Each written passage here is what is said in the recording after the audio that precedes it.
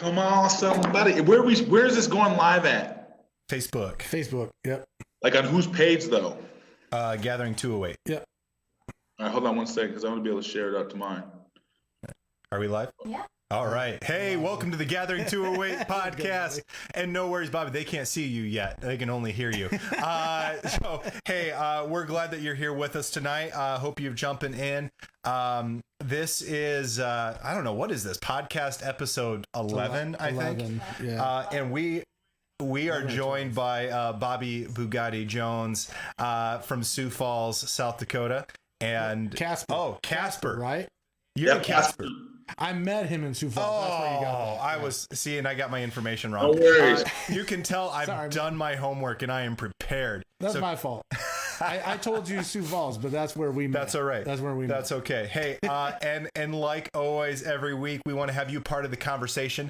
And so if you want to post your comments or your questions or your thoughts or just random ideas, that's all right. Post them below in the comments. We'll get to them as best we can. And when we are excited, because this is actually my first time getting to meet Bobby. Kellen and Bobby met by chance. Yeah. Like a year ago or so. A little over about a year and a half, 2 years ago now, hasn't it been? Last winter. Yeah. Something like that, yeah. February, March. I was supposed to meet you for coffee in Karen. Yep. Or at least I thought. I just Yes. had my weeks mixed up. Yeah, you thought you were supposed to meet us for coffee. Did. Yeah, and so Let's I was clarify. at Trey Ministries grabbing coffee, and I was talking to Heather, our friend Heather, and you were sitting there while she was making my latte. You can hear Bobby? And then we just started talking, man. So you can hear him all right? We're good? We're good. Okay. Sorry, guys. We thought we had an audio issue. We're good. Oh, we're good. But yeah, and then we started talking, and I was talking with Bobby the other night, and it was funny because I went home and I was telling my wife about this God encounter with this awesome dude, and I was like, we've already exchanged numbers. We're friends already on Facebook, all that stuff. And then all of a sudden my son, Noah, was like, you know Bobby Bugattii? He was like, you know someone famous? And you're like, dude, I'm not famous. Not famous. But yeah, that was funny, man. Well, it's crazy because it's been a while since we had really caught up. And just the other night we sat on the phone for 2 hours. Yeah. And so, it's kind of been our norm, man. Every time we encounter each other, we talk. And so, yeah, it was great. It was a pleasure meeting you. And I appreciate y'all having me on tonight. Yeah. Yeah, I think we caught it because wasn't it, was it last summer where I was driving from South Dakota to Boise and we stayed in Casper? Yeah, trying to meet up. Dude, you're like, I just got to Casper. What the heck? I tried to meet up with you. I think you guys got in late or something, and get some food. We did. I understood that, but yeah, man, you guys came right through where I live, and so yeah, I was trying to remind you, but I think there'll be an opportunity for me to get out to Boise one of these days. So you've got to, man. Yeah, I mean, no offense to Casper. Casper's a great place, but it's beautiful out here. I understand, dude. This whole region, man. This whole region is crazy. I love it. So yeah. Well, hey, man, I obviously know who you are. I know what you're up to, but people who are listening may not. So give us, part of your story. How did you get into speaking engagements? How did you get into music? How did you come to know Jesus? That's three loaded questions all wrapped up into one. So feel free to go where you want that to go. But I just love your story, man. Every time I hear it, and I know when Noah had heard your story, and I can't remember where he heard it, but when he had heard your story, he's like, "Dad, this guy's awesome, man." He's just like, he's so great. So share with us a bit of what you've been up to, how you got to where you're at today, man. Yeah, and I appreciate you, bro. It's crazy because a lot of this I say at times joking around, it happened by accident. You know what I'm saying? That is what I say, but it didn't, I came from a background. I was actually, some may know, some may not know. I actually was a Division I college football player. Mm-hmm. I played football at Michigan State University. I was the number 2 junior college defensive end of the country, the number 26 player overall. I had offers from a lot of big schools. And I went to Michigan State, and my vision was just one track. I was one track minded. And I said, I'm going 2 years from a junior college to Michigan State, and I'm going to the NFL. And, you know, in those 2 years at Michigan State, there was a lot of things that happened off the field. And I fell into really alcohol taking over my life. And it just got worse as I continued to go. And I got kicked off the team at Michigan State. And then I went to a smaller school in Omaha, Nebraska, and that just didn't work out the best. And so it got to the weekend of the draft, and I didn't get a shot. And at that day, I didn't really know what I was going to do. My identity was so wrapped up in football. I thought that was the only thing that I could do. So I was like, all right, man, like, I'll just whatever. Like, I'll just keep trying to make it. And, you know, from there, I just spiraled into a bad addiction, destructive, chaotic lifestyle. Really, man, trying to find my way, couldn't hold jobs, and fell deeper into alcohol. And it was honestly, in 2011, it was a process that didn't quite take a year, but about 9-10-ish months, somewhere in there. And I actually heard a voice say to me in April 2011, you don't have to live like this anymore. I was drinking till 5 a.m. and it got bad. I was 370 pounds. I was peeing blood, probably a little more than I was peeing blood. It was kind of just, I was really just probably existing at that point in time. And I didn't know what the voice was, but a week and a half later, I went to treatment, and I came out of treatment, and honestly, I was ready to go, but I was so empty, something was missing, and I had no clue what it was. Mm-hmm. And so I kept journeying, and it was a few months after that, there was a girl that came into my life, and she called herself a Christian. And she said, you know, ask me about this guy named God. And I was like, well, I don't really want anything to do with God. And the reason why is because I didn't think he wanted anything to do with me. So she never forced it on me, but she would always leave stuff. She'd come hang out and then leave. She would leave like little short reads, paragraph reads, and then she would leave Christian hip hop with me. And one day I was late to work. It was February 2012. I was going to work a job that I could not stand. It was at Wells Fargo at a call center. Yep. And I've worked there. It is what it is, exactly. And I was late to work, and I had no music in my car, so I grabbed the CD and I put it in, and there was a song by Lecrae called Indwelling Sin. And it was a song of him going back and forth with himself, his sin self and his righteous self. And there was a line in that song that grabbed my heart, and it really spoke to me. And for the rest, what the line was is, his sin comes to him and says, come on, man, you know you missed them old days. And he comes back and says, yeah, you're right, possibly. But after that, I sober up, thinking of Jesus holding up the skin up on the cross from the drunken nights and throwing up. And that line wrecked me. And I'm like, yeah. And I ran it back. And I heard it again. I said, that's me. And for the rest of the day, I could not get a picture out of my head. And it was me puking into a toilet and Jesus hanging on the cross next to it. And it just wrecked me. And the next day I was home alone, and I said, I got to find out who this Lecrae guy is. And I started researching him. And what I didn't know is I was about to have an encounter with the living, breathing God. And I was about an hour in, sitting on a couch on the west side of Sioux Falls, South Dakota, with a laptop in my lap. And I said, I don't know who you are. I don't know what you do. I just know that Jesus died on the cross for my sins, come into my life and be my Lord and Savior. And that was the start of a journey. And it took the first 3 years to really figure out how to walk this out, you know, how to be sober. I was trying to do it all, and I ended up falling back. But in that time, God really showed me who it was. It took about a year and a half, and I finally, in 2015, I surrendered. I said, God, I'm done. I can't do this my way anymore. We have to do this your way. And since then, man, I haven't looked back. He launched me out. I helped. Actually, the speaking thing did happen by accident, and it happened a few more times the way it happened. And I said, maybe this is my purpose. Maybe this is what I'm supposed to do. And I've been doing it ever since. That's awesome. So when did the speaking engagements kind of, you know, like, I think if I remember right, you had started kind of a few of them, but when did it kind of become a consistent thing where you're like, this might be something like I'm passionate about. I love it. God's calling me to this, because I can't imagine if I called up a school and said, hey, I want to come talk. They're not going to be like, yeah, dude, come. Like, they're not saying that to me, right. You know? So like, how'd that all come about? Well, there's a few schools the first year that told me, hey man, we don't know who you are. So I did get that a little bit, but you know, I'll tell you how the first one happened. I actually helped someone that I know very close to me get their nephew into treatment.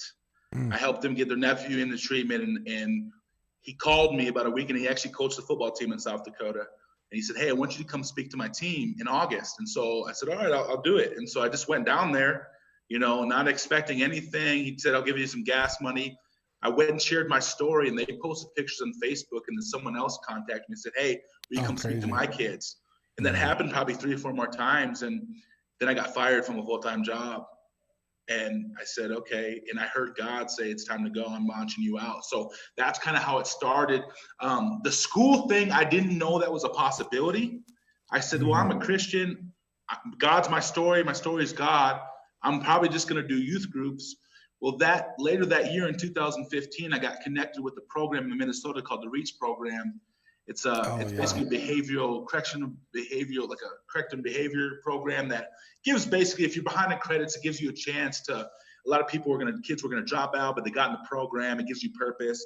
And I got connected with them, and I was invited out to speak to a group, and that opened the door for other schools, because he was in, like, at the time, 10 other schools in Minnesota, and it opened the door, and he brought me with him, and I started doing assemblies from there, and it just kind of snowballed.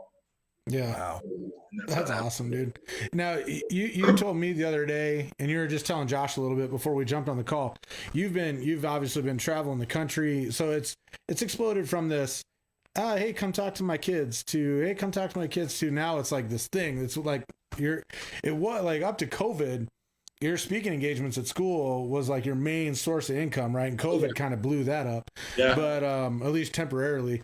And but you've been traveling all over. So what's it been like traveling the country, speaking in different regions? Because it's not like you're just in South Dakota and Wyoming and the Midwest here. You're all over, man. So what's that been like, going across the country and speaking to the students? Man, it's been surreal, honestly. Like, I look at just a short time ago, not even long ago, 6 years ago, where I was at. And I look at even the fact that, I couldn't even envision it. I couldn't see it. There's no way I would ever. It's been surreal. I've been in 2 different countries doing this. I've been to the West Coast. I've been Midwest, Rocky Mountain region, all there. And it's been crazy that, at one point in time, my story, you get this thing where, like, you go through so much and you're like, man, I don't even want to share this because it's embarrassing. Yeah. But now it literally has created a calling for me. And that's been the crazy thing. But it's surreal, man, having a situation where you were down and out, and now all of a sudden your story is impacting thousands upon thousands year after year, and it just grows every year. It's I'm honored, and I'm honestly, I can't even believe it some days, man. There'll be days I'll be driving down the road and I'll bust out into tears and just thanking God, like, God, thank you for bringing me where you brought me from, and it's been incredible. I'm honored and just really humbled that He would choose me, amongst many others that He's chosen. Oh man, right. Absolutely. Well, and even I mean, now we've got Tanya who's commenting, like, Bobby, keep letting God use you for His glory. Your testimony is so powerful, and it looks like, and maybe that's your cousin, but do you have a cousin, Tanya? And that's all good.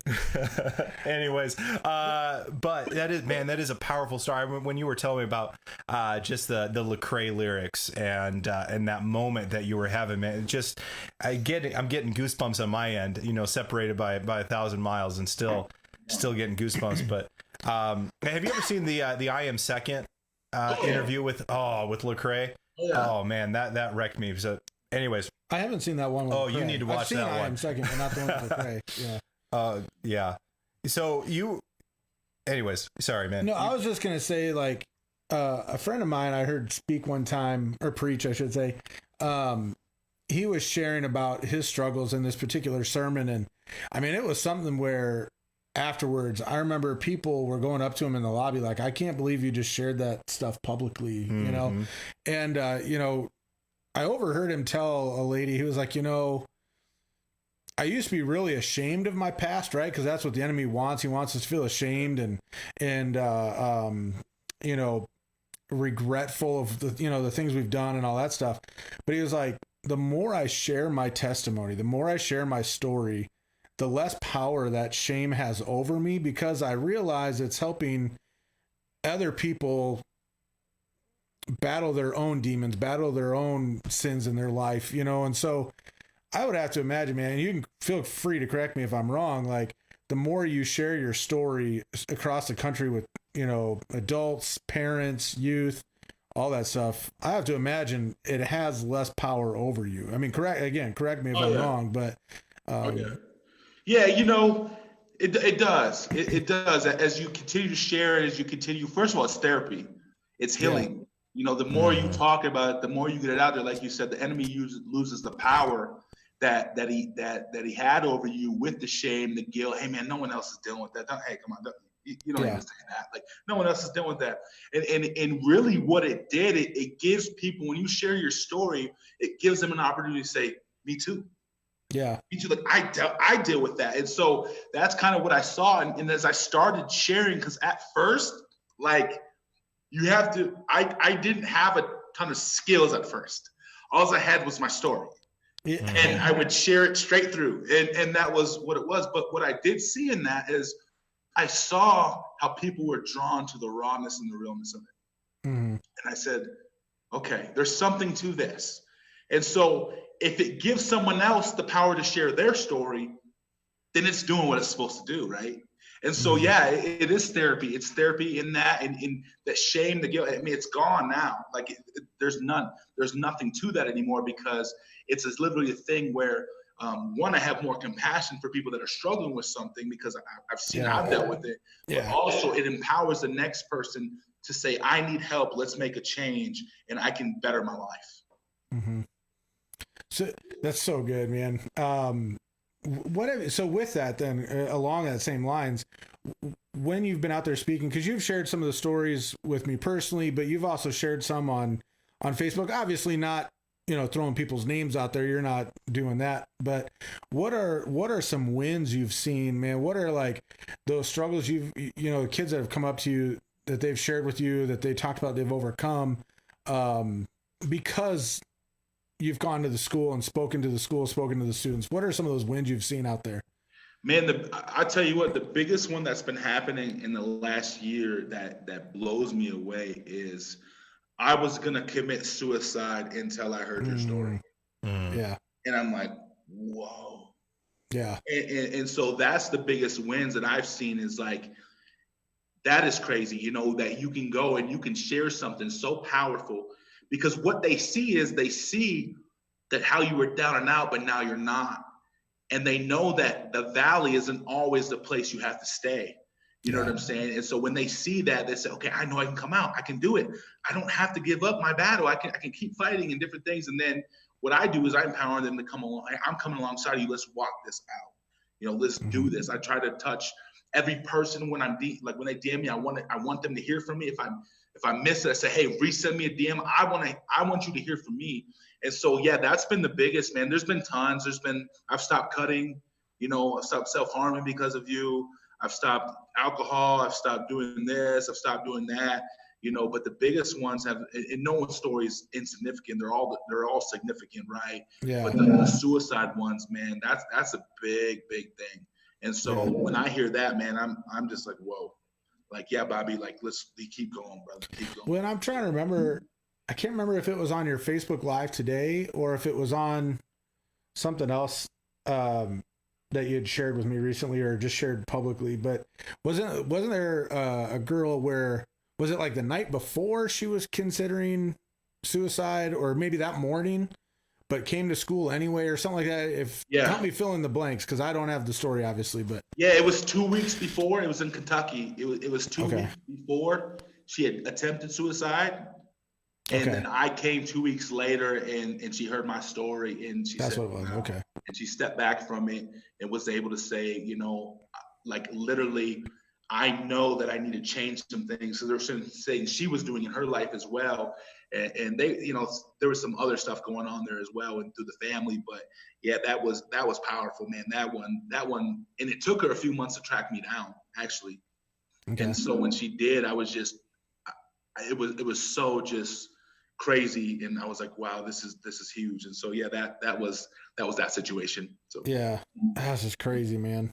That's just nuts. I guess. Sorry, Josh, if I'm you're good, man. Bogart in the mic here, man.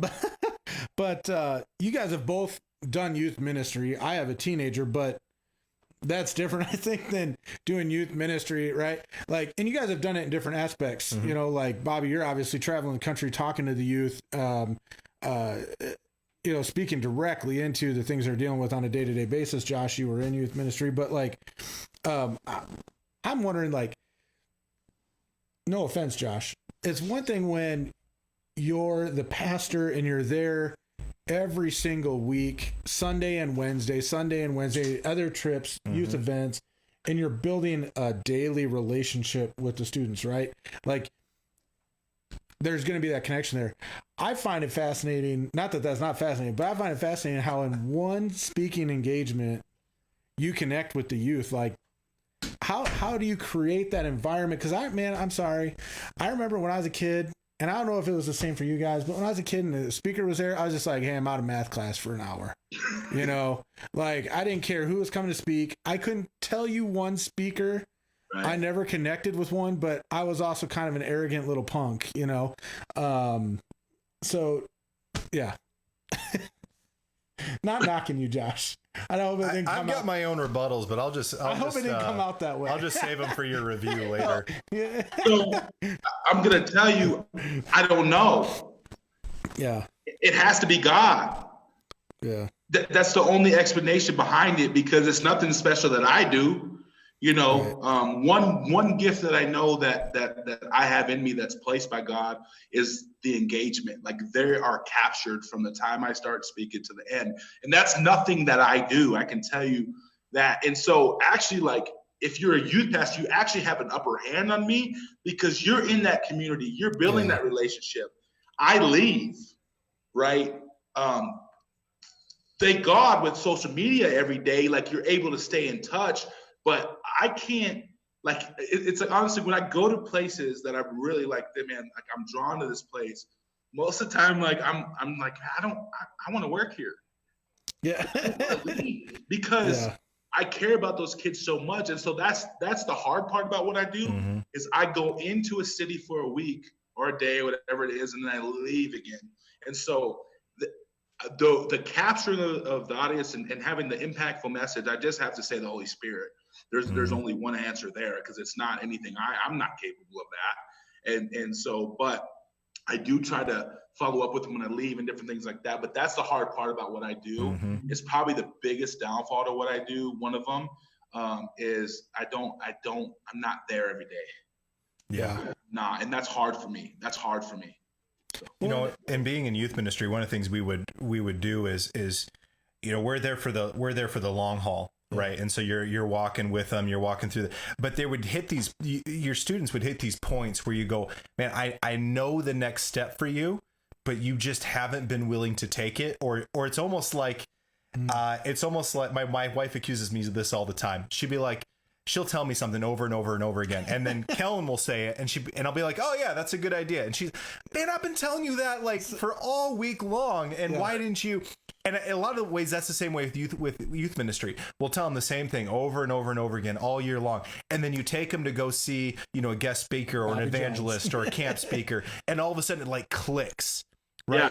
And it's not because my wife communicated poorly or because I didn't do my job right. It's you need that different voice. You need that different perspective to come in. And there's this moment of crisis where everything, all of a sudden you go, oh man, like it all makes sense. And I got to take the next step. And like, you feel the Holy Spirit washing over me. And then they come home and they're like, the camp speaker said this and it just meant so much. And you're like, I said that Sunday. Awesome. Let's talk about next steps. And in the end, it's like, it doesn't matter, you know, who's getting the win or who's getting because it's like lives are being transformed. I have a less serious example, but similar. Like, so Noah, you know, he loves baseball. I was his baseball coach. Plus I'm dad, you know, for a number of years. And, I can't remember if we got the same mutual friend, Corey Vasquez. He runs that gym outside of Sioux Falls. I've never met Corey, but I know of Corey.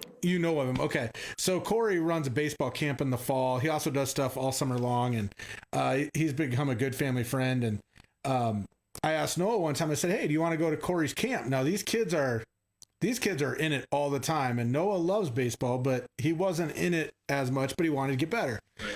So him and I had been going to the cages, not on a regular basis, but every so often. And I'd tell him, hey, you need to do this, you need to do that. Here's what I'm seeing. And he's just like, yeah. Throw the ball. I take him to the camp.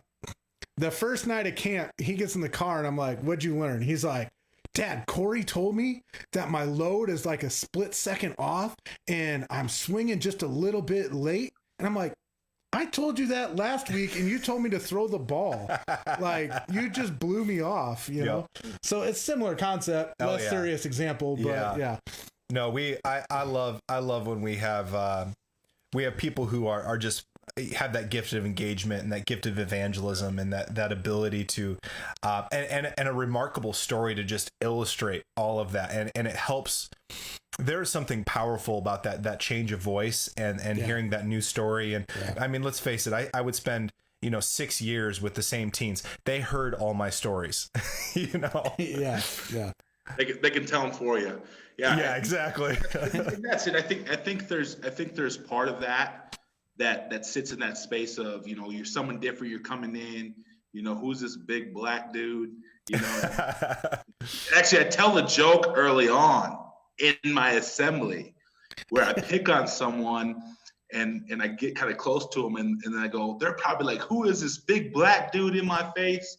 And then and some don't know how to take it, but some bust out. And then I say, but don't worry, my mom's white, I can only tell a joke half the time. And so it's kind of a cool little like icebreaker there. So actually, it's funny you say. So yeah, I think it's part of that. And then I think one thing that I've really learned how to do, and I'm not saying that I'm like the kingpin in this at all by any means, but I've learned how to play my role in the body of Christ. Yeah. Like I've learned what I do well, and I run in that lane, right? Mm-hmm. There's some things like I'll be honest with you, Josh. Like I don't think I could be a youth pastor. I just don't think I could. I'm gonna be real with you. I don't think that's where I'd be best served at. And I don't think I could do it. So like I look at that and I'm like, dude, like that's awesome that they can do that. Like that would be cool to have a flock of kids that are following you that you can pour into and different things like that. But I'm not. I can do it for many reasons. I just, the patience. I don't know if I've had patience for that, And so it's crazy. But then there's a lot of people that probably couldn't do what I do, So I just learned to play my role well in the body of Christ and just say, God, like yes to my lane, and whatever that lane is, I'll run in it. Mm-hmm. Well, that's such a powerful thing, is just to realize that. God does have, there's a specific gift set, right? Like every person has this calling, and our backgrounds and our experiences and our personalities and our spiritual gifted all culminate into this calling that God has for our life, and figuring out what that is. And like you say, kind of running in that lane. And all of a sudden you begin to see just all this fruit from that. And whether it's yours to hold on to and grow and shepherd, or if it's yours to release to someone else to grow, to foster, like there's so much power in discovering what our calling is, and the fact that we have an identity in Christ. Like we've got. Well, I think it was Tim Keller who was saying that Christianity is the only identity that's given to us, and not something we have to achieve. He puts it, it's the only identity that's received and not achieved. There you go. Right? Like God gives it to us. He bestows it on us. He says, this is who you are. This is who I've created you to be. And by the way, here's a course for your life where you're going to just see incredible things happen that are just going to blow your mind. And you didn't have to do all the work. Yeah. I still think there's people convinced that I did something. Yeah. I didn't do anything. And so it's crazy, and that's it. It is. It's the only place where we're literally we just receive it. I'll take it, give it to me, and that's the incredible thing about it and running in that. And I think too, when you're called to a people group, you have to really learn how to love, because one, you only have authority over what you love anyways. And if you don't have authority over something, it's probably because you don't love it. And so when you're called to a people group, you have to learn how to love them well. And if you can love them well, you're going to be able to do exactly what you're called to do in that. And that's one of the things I focused on. But again, you're only going to love them the way you love yourself. And so I'm big on, like we talked about earlier, is if you're out there running the world and doing that and traveling around, like you need to make sure you're healthy. You need to make sure you're being pastored, you're being mentored, you're taking that downtime, you're reading, you're filling back up, because it's a scary, slippery slope if you're not. The ending, the crash doesn't go well. Yeah, man. Yeah, and I think you were telling us a little bit about some of your core message, and I can't remember how much of it was at the beginning and how much it was right before we came on, but just that helping people to see, and that God's got a way out. Whatever they're dealing with, whatever they're struggling with, whatever they're striving for, that thing that, I mean, really, because anything we strive for just ends up enslaving us if it's not God. Yes. And that's just such a powerful message that you were sharing. Just I mean, God's got the path out, right? Yeah. But I think that there's a lot that, especially this next generation, just resonates with the idea of you mean I can have an identity without having to like be enslaved to something, right? That's just great, man. No, I agree. No, that's huge, man. And that's the big thing. I believe I saw a question on there is, what are the biggest struggles in the youth? Maybe we're not there yet, but like identity is a big one. Identity is a big one. I like here's what we got to look at. Like this perspective we got to look at. Like think about this. Like there's a couple things I'm about to say. The first one is this. Like at some point in time, if we don't really understand what's at stake with the youth, like there's gonna be no urgency. We could potentially lose Christ in the next generation if we're not careful. Now, God is the same yesterday, today, forever. He's not going anywhere. But what I'm saying is, what is emerging more and more every day amongst the young generation? And that's, I don't know if I believe. I don't know if it is what it is. And so we have to really take the time right now to pour in and possibly, potentially think about this, especially where you're at. One of those kids could be your pastor one day. And so what you're teaching him right now, or her, whatever you want to say, what you're teaching them is what literally they're going to be pastoring you, how many years to come, they're going to literally take that on with them. So there's a few things that we have to understand. There's a sense of urgency that we have to have in this young generation to go after them. And I don't know if we see it completely the way we need to at times. And so it's just understanding that, because here's the deal. They are looking for identity. And the reality is this, they're looking for that identity in a lot of different places right now. And so that's the biggest thing that I see.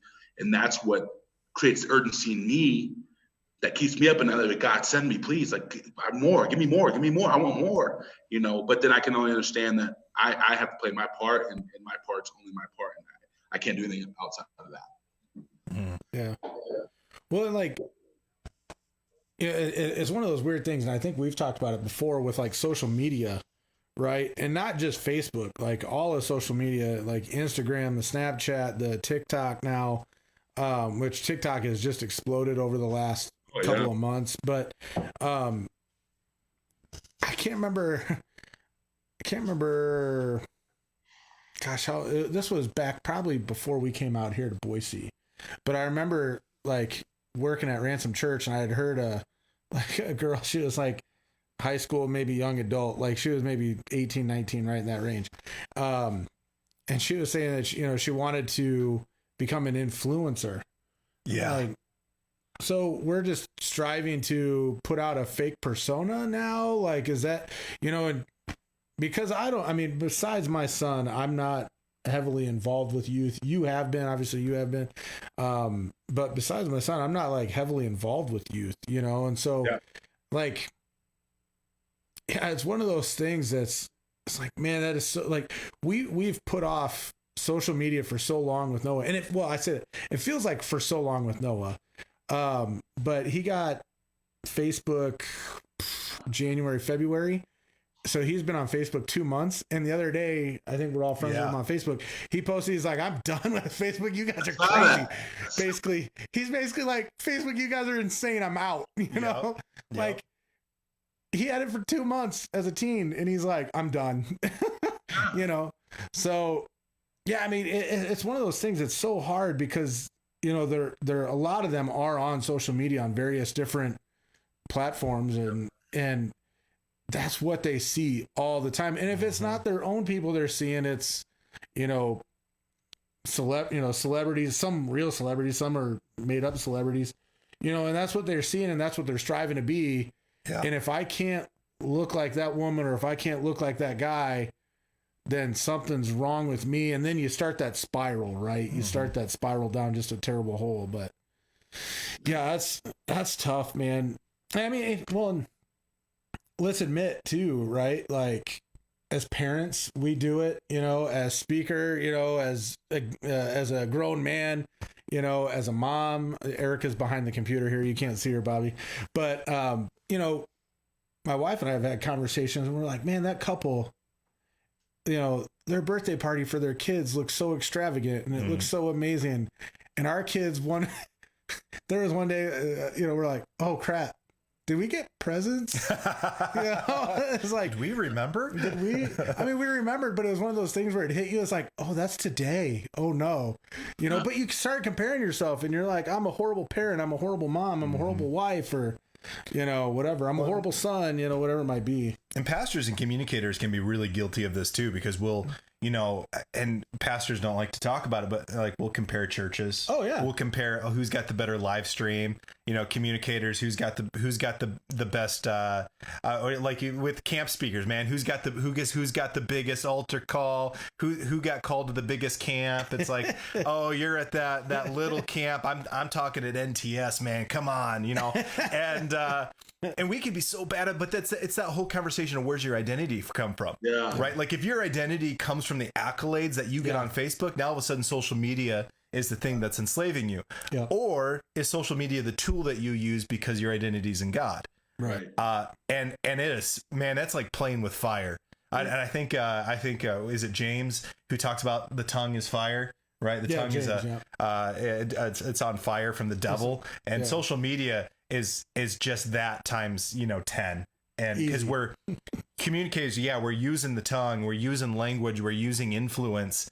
And yet when we put it out there, it can come back and bite us so quick. Like you've got to be so just rock solid and where you're at with God. I mean, I'm sure you've had to walk that line, man. Oh, dude. So like, that's honestly one of the biggest things that I struggled with early on in the first like 3-4 years. And I've had to find myself crucifying it as a comparison thing. You see this speaker and this speaker. I was like, man, I know I'm better than they are. But they, seriously, like I have to find myself, because that's not. I'm gonna tell you, that is the biggest way to kill anything that you have going on. Because honestly, like comparing is not the way to go. And I did struggle with that early on. You know, you be on Instagram, you look at these speakers like.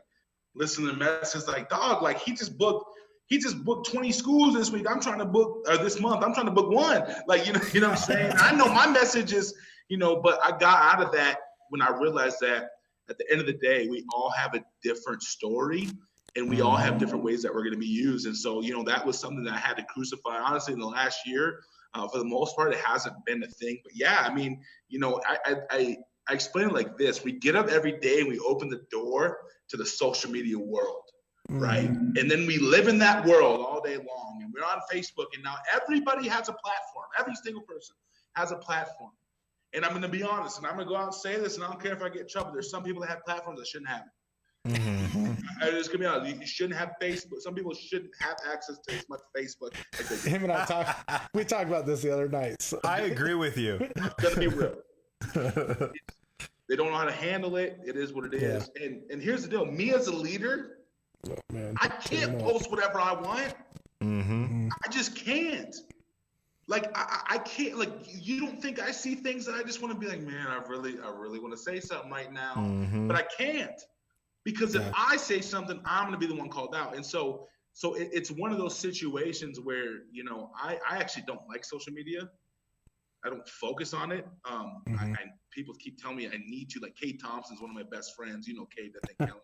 Yeah. You know, Kate Thompson's one of my best friends, and he's like, dude, you got to post more on TikTok. And I was like, bro, I don't want to.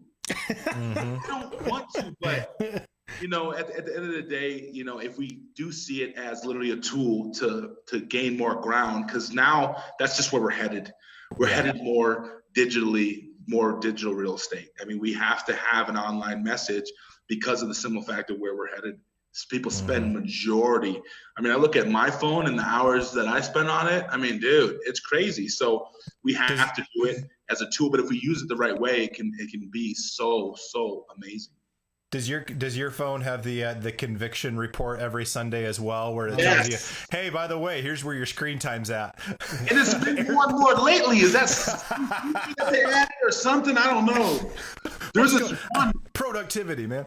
There's this one app. I forgot what it's called, but I had to delete that one because that one's depressing, bro. Like it monitors where you spend your time everywhere. Like I was like, no, I'm not watching this. Like one day I had like, oh man, 16 hours on my phone. I'm like, no, man, I'm deleting this.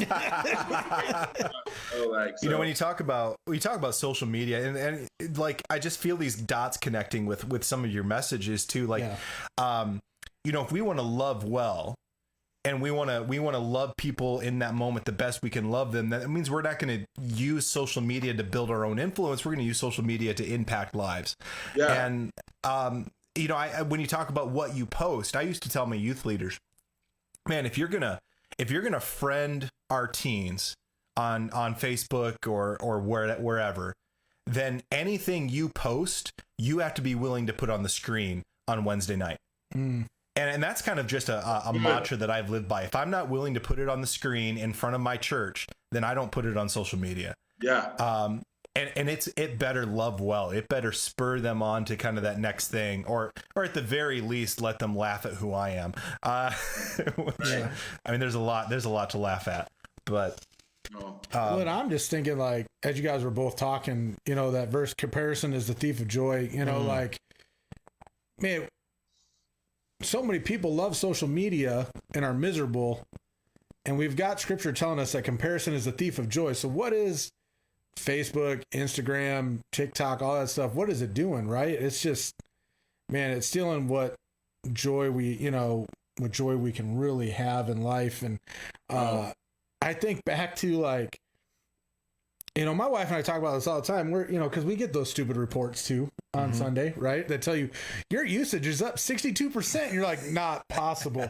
But you know, like our son grew up, you know, because smartphones just kind of came out just past his toddler years, you know. So just as he was starting to get to that age, you know, 4 or 5 years old, we got our first smartphone, and, you know, he's seen us on it more than I care to admit, you know. Of course. And so we have set that example, and there's times where, you know, I look back and I kick myself, or, you know, it'll be a day where I kick myself, like, gosh, I got to get off my phone. Or I can't remember if it was Faith or Ariel, one night I was, you know, mindlessly scrolling through Facebook, wasn't even paying attention to what I was looking at. I didn't even know. And my daughter said, you know, something along the lines of, like, Dad, why is your phone so interesting? I was like, crap, you know. I was like, it's not. So then you got to be honest about that. It's like, it's not interesting, and you're right, sweetie, I got to put my phone down, you know. So yeah, I believe that's my rambling. Sorry. No, you're good. I was rambling. Real quick too, I don't know if he's still out here, but shout out Jared Fisher. He just came on here. He's a founder of LO Ministries. It's a children's home in Belize. Good friend of mine. Oh, so, nice. Hey, welcome, man. Man, dude, I think like the influx in depression and anxiety is because of social media. Oh yeah. I really think, because, you know, obviously we're wired for connection, we're wired for relationships, but we don't like everyone texts. I mean, think about what we do. Like, serious conversations used to be had in person. Now you're talking about super serious stuff through a text message. Yeah. You know what I'm saying? It has just created so much chaos and so much honestly negativity to our lives and our mental emotional state, and you find yourself, I'm texting everything instead of having those conversations and literally spending that time with people and different things like that. Even now, you've noticed when you're out, people are more cold towards each other. They're not talking to each other. It's like, man, this is really what we've came to. Like, we've really came to this point to where we're not, to where if you strike up a conversation like me and you did at Trade Ministries last year, like, that's considered weird. You're weird for even striking up that conversation. But it's like, bro, that's what it's come to. And so I really believe that's been a big contributor to depression, anxiety getting worse, especially amongst the teens, because they compare, and that's all they know. Like, literally what will happen is they'll talk to the kids on social media, but they don't talk at school to those kids. Right. They'll say 2 words to them. Yeah. And adults try to do this too. And if I see them, I'll call them out. But no, you're not going to act like you're my best friend on Facebook and see me in public and not say hi. Like, yeah. I had a buddy who posted something a few weeks ago, kind of when everything kind of blew up on social media, right? And I won't say what side of the aisle he fell on, but he posted something and it had like 4 or 5 exclamation points, you know? And so I texted him. I said, bro, what are you so mad about? He's like, I ain't mad. I'm like, what do you mean you're not mad? You just posted something that had every sentence had 4 or 5 exclamation points. He's like, you got angry out of that? I was like, do you not understand how exclamation points work? But it's something simple like that where he really was like, dude, I'm not mad. I'm just like trying to start a conversation. And I was like, dude, try it in person, man. Don't be throwing 4 or 5 exclamation points up on Facebook every sentence, thinking that's starting a conversation. He's like, I don't get what, because then he even was like later, because apparently other people had responded to him. He's like, I don't know why everybody thinks I'm mad. Go back and fix your post, buddy. Just take out all the exclamation points. You don't know how to use the punctuation properly. Take out the exclamation points, man. But he really wasn't. He was like, I was just trying to start conversation. I'm like, well, when you're yelling at him, he's like, I'm not yelling. This is funny, man. But that's what happens though with social media too. Like something where someone's like, I'm serious. I was just trying to start a normal conversation. And it's like, that's not how normal conversation starts though, especially on heavy stuff, whether it's, on race relations, whether it's on politics or religion or you name it, so yeah, so it's funny. But anyway, yeah, it was just funny. Social media is crazy. But speaking of social media, you just started something today. Connection Jetpack, right? This week. Sorry, I thought it was today because I watched something live today that was called Connection. So I thought it was starting today. But tell us more about that, because your group filled up, and I was thinking like, man, maybe this is something my wife and I do. And then I see you're like, group's full. I was like, well, I guess we'll do the next round. But I got one spot left. Do you? I'd be interested in it, man, because it was, just a little bit. Let's talk after this. Okay, cool. Unless somebody else is listening and they're like, dude, I want to check it out. I'm good. Be careful. He might have just created a spot for you. So. He did. Yeah. I have one spot left. Yeah. But seriously, I'm interested, man, because it's really good. But tell us about because we kind of alluded to it earlier, when COVID happened, all your speaking engagements kind of got blown up for now. And so you had to, like we are as a church, you've had to pivot and go, okay, I got to be able to do something, and I want to do it right. So tell us about what you just launched this week, man. Yeah. So, from the beginning, man, I never just wanted to be a speaker. I always wanted to be someone that helped, foster in long-lasting change and transformation. Yeah. And so there was things that I tried, like I had a mentorship program that I just created like a year ago, but before I created it, I was pitching it because I was like, hey, I have this thing, but it wasn't even created yet, because I just wanted that type of situation where I could help more, and so we got to a point where I was kind of feeling like there was going to be some things that I would eventually, really pivot more into as well. And it was COVID hit, and I started praying. I said, God, what do you want me to do? And I felt like He said, I'm going to have you start bringing some stuff online. I'm going to start, using all the things that you've learned in the last 5.5 years. And so we started to give us ideas and realistically just paying attention over the last 5.5 years of the kids that have messaged me, the parents that have messaged me, the parents that have tried to get me to come talk to their kids, the kids that say, man, like, you need to come back because we're this and that. And I paid attention, and I saw that, like, kids would hear my message. Like, some would go on and they change and it'd be over, right?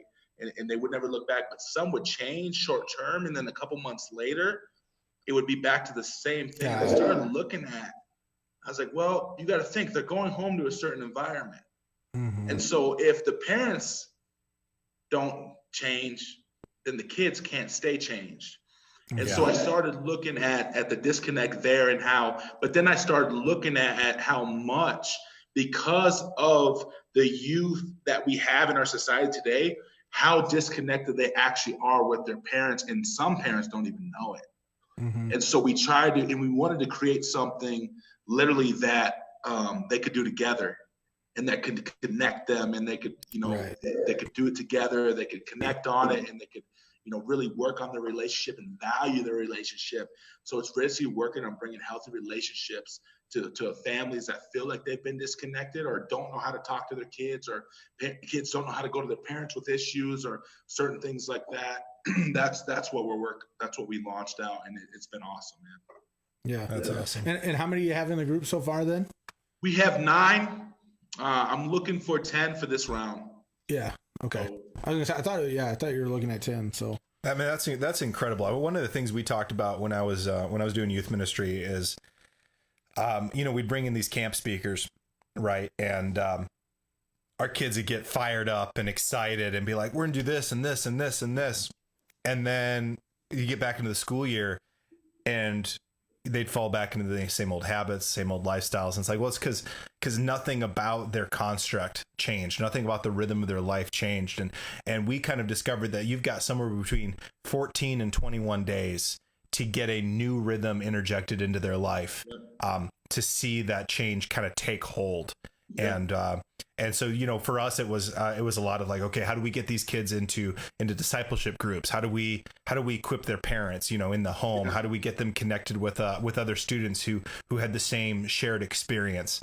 And I love hearing that, man, you've recognized that is an issue, and something that, man, there's an opportunity there, and it's needed. It is so vital to seeing those crisis moments turn into long-term life trajectory change. Right. There's nothing that I'm probably gonna start crying, man. There's nothing that breaks my heart more when a youth approaches me and they are hurting so bad, and I know that there's nothing I can do for them, because they're gonna go home to a situation that literally is not gonna be anything healthy for them to even give them the opportunity to change. And that breaks my heart.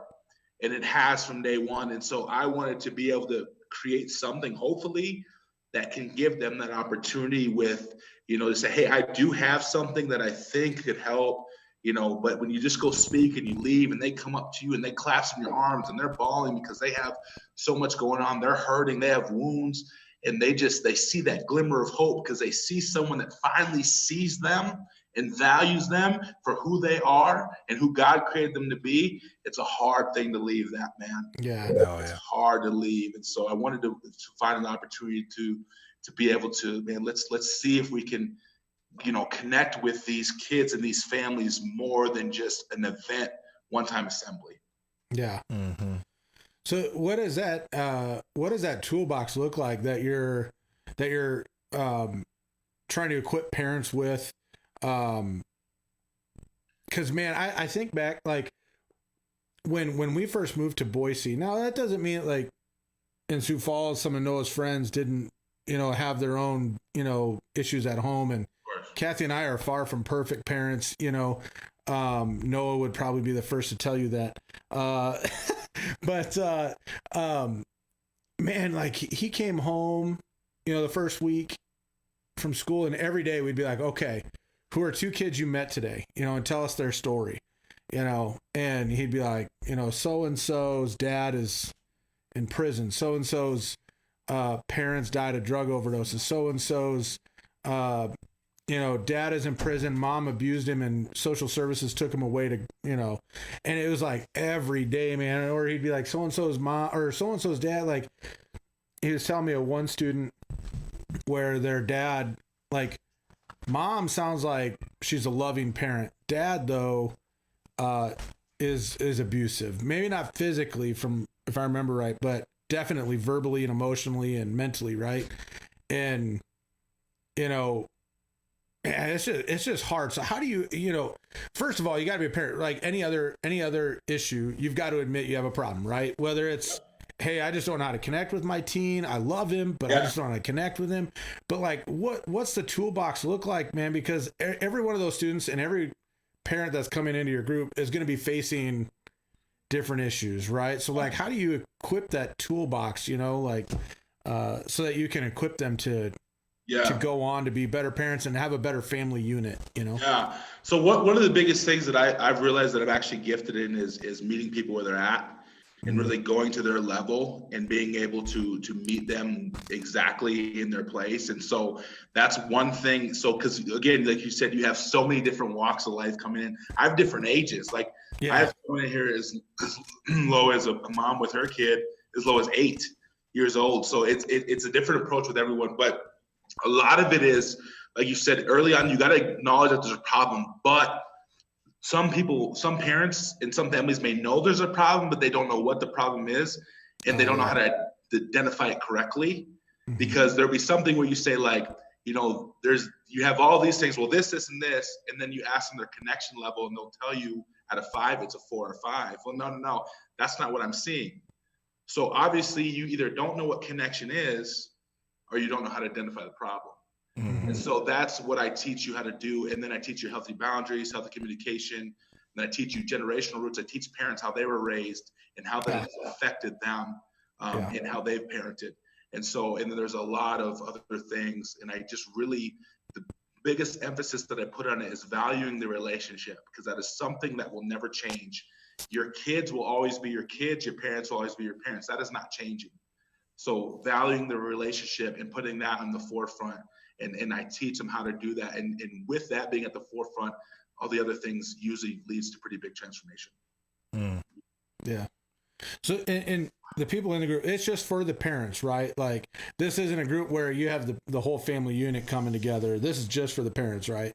It's kind of a little bit of both. There's in this round, there's one-on-one sessions that I do with each family. So the kids are present in that. And what I do recommend is during the modules to either be live, because I teach them live, but if you can't watch them live, then you guys all sit down as a family unit and walk through them together and listen. Gotcha. But there's certain things that are just for the parents, and that's the private Facebook group that I have. So other supported parents that are dealing with some same things are in there, and then you get lifetime access to my course. So. Okay. Cool. So we've just got a couple minutes left. So if anyone's got any questions for Bobby, feel free to post them below, and we'll try to hit them before we wrap up. But man, I love that. I love that. Just that ongoing connection and having just some tools that you can put out there and have for parents. Thanks, man. So while we're waiting to see if anybody has anything else that they want to ask you about, how can people find you? How can they connect with you? Yeah, so I'm on Facebook as Bobby Bugattii Jones. We laughed about that earlier. I'm on Facebook, Bobby Bugattii Jones. I have Bobby Bugattii fan page, Bobby Jones Speaks fan page. And then I have Instagram at Bobby Bugattii. And then I have TikTok at Bobby Bugattii. I don't have Snapchat, and I don't recommend kids to get Snapchat either. It's not a safe platform. So I wouldn't recommend that. I do not have Snapchat anymore. I got rid of it a few months back. So glad I did. But yeah, that's how you can really find me. So. Awesome. Any questions pop up yet? No, because there's a little delay between our live feed and between the people being able to ask questions. So questions either. Yeah. I see Heather here. Heather, we were just talking about how me and Kellen met last year at Trey, and you were there. So yeah, Heather's on. That is the same Heather, isn't it? It is. Yeah, that's Heather. Yeah, that's her. Hey, Heather, welcome. Heather, do us a favor. Spell your last name how you pronounce it on here. How do you pronounce your last name? So Heather, if you're still listening, before we went live, I asked Bobby, I said, bro, help me out. I never know if I'm saying Heather's last name right. And he started laughing. He goes, me neither, man. You notice, Heather, no one has attempted to try it yet. Let's see. We love you, Heather. Oh, man. This is so funny. Oh man. This is dope. Yeah. So what's the future hold, man? I know, like, when you and I talked the other night, you're still hopeful that with schools going back in the fall that you'll get back in your speaking engagements, but what's the future hold for you? Did you see that? He said F. Fahine. Fahine. Is it Fahine? She says I don't know how to say it either. Just say panini? Fanini? Panini? But Fanini. Fahine. Fanini? Fanini. Oh, man. We apologize for everyone watching who has no idea who Heather is.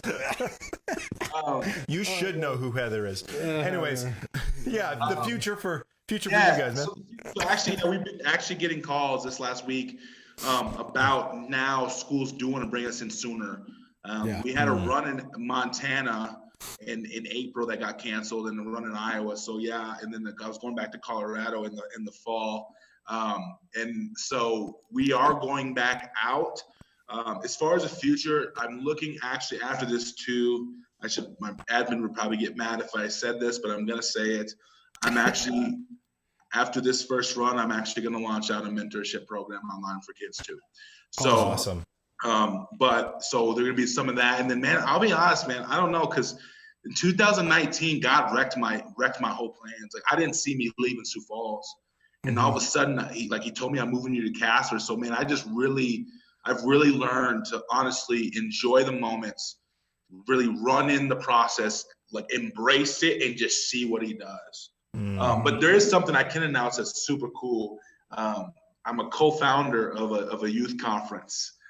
Sweet. So we're calling it the DRIP Youth Conference, Discipleship, Release, Initiate, and Pour Out. We're here in Casper. We're doing that. I just got my own nonprofit. So very excited for that. We've been planning that for October. We see that being a very big youth conference one day, and we're just excited about the future in there too. So a lot of things going on. Yeah, dude, you're busy. That's exciting. That is awesome. I got a team, though, so that's good. Yeah. That's right. You got to have a team.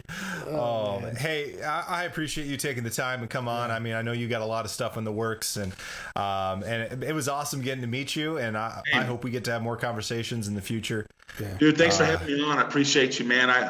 It was exciting to meet you as well, and I love what you guys are doing and continue to go, man, and I'll be praying for you. You know, I know you got your work cut out over there, but man, I'm rooting for you. I was telling Kellen the other day, man, that's like, if I were to call to do something, I'd want to do something like that. Like, I love that's meaningful ministry to me. So yeah, I love what you guys are doing. I saw this a few times early on. I keep doing it, man, and keep going after, keep loving people. And I believe God is all over it.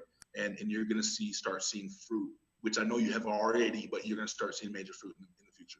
I love it, man. Thank you. And if God ever calls you to Boise, you could give us a call, because we got a home for you, man. I'm coming to visit either way you look at it. So yeah, be careful, man. People come and visit, and then they never leave. They don't leave. That's how it was to me in Casper. So. Hey, and for everyone who watches the podcast, next week we are going to have some friends of ours who are planting or have planted a church in Helena, Montana. Then the Kendricks, and they are an awesome co-pastor, husband and wife team who are knocking it out of the park, and they're doing something a little different. So we're going to hear from them and what God has called them to and how that's looked for them. And so you don't want to miss that. And as always, if you want to join us, we've got a Bible study on Saturdays at 9 a.m. And we have got our team gathering time, or just our gathering time, man. We're jumping into God's Word on Sundays, and that is moving to 6 p.m. So jump in for that. We'll have links for both of those things on Facebook, and you can find us there. But we are excited to have Bobby with us this week, and thanks for joining us. We'll see you next time. Thanks, brother.